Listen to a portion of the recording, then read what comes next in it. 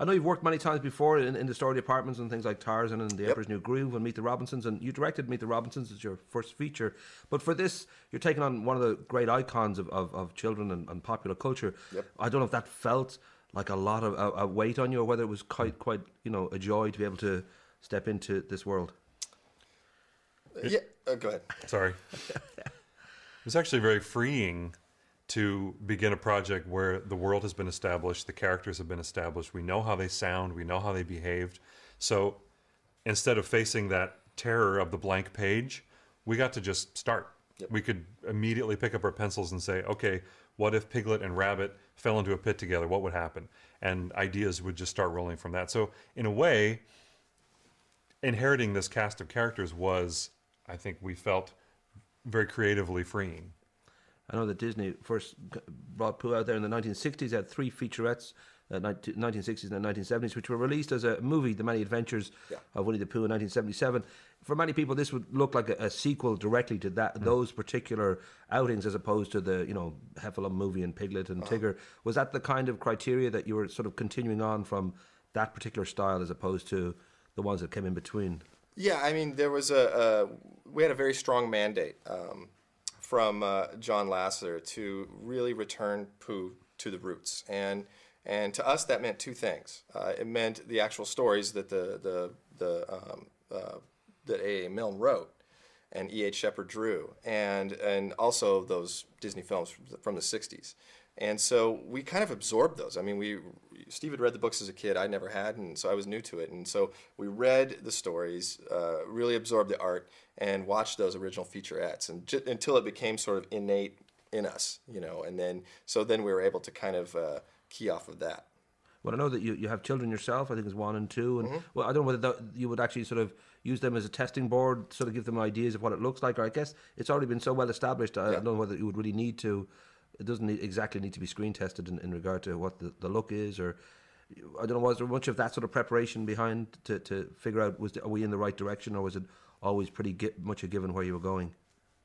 Yeah, we had a secret weapon, which is Bernie Mattinson, who had worked on the original Winnie the Poohs.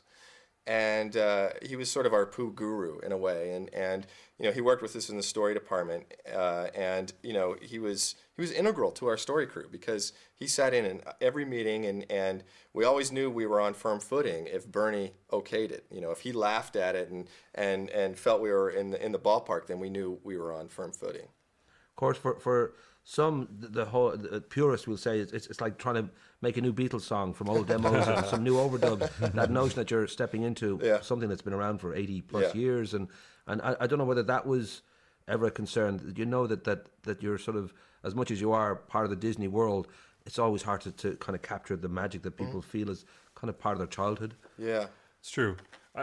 There definitely is a balance that you have to strike between being too reverent and too precious about what's come before, and also you go the other way and disregard it completely and do something that's not that at all. And we wanted to make sure we found the balance. But I don't know if I don't really ever felt, I don't remember feeling the weight of it on our shoulders as we did it. I think because the characters are so fun, and it's so fun to just sit around and brainstorm for these characters and draw them and record the actors. It's so much fun to be with these characters that the responsibility, we didn't really feel it. Yeah, if we stopped to think about it, we might. But again, like Steve said, we just had a blast on this thing. We had so much fun, and it was just kind of free and easy, just putting these characters into new situations. Right from the beginning, it was sort of recognized that Pooh was a very much like a merchandise heaven, because I know when Stephen Schlesinger bought the rights from A.A. Milne for Canada and the US in 1930, within a year it was $50 million a year kind of industry that he'd built around it. And I know now it's estimated that Pooh makes more or as much as Mickey and Minnie and Donald and Goofy and Pluto put together. I mean, do you have any idea what sort of figure? I've no idea what sort of figure he does generate a year. And obviously something like this will be a boost. But is he how big a bear is he? Do you know? He's pretty big. He's definitely a popular character globally. I mean, our focus though really had to just be about the movie, and we just had to, we were tasked with bring these characters back to the screen. And that's kind of all we could focus on is the charm, the heart, and the humor, to really make sure that we could showcase how funny and entertaining these characters can be. So that was really our focus. That other stuff's there, but we kind of have to just worry about our little piece of the pie. Cool. I'll be giving the friendly finger. Lovely to talk to you, Wonderful. man.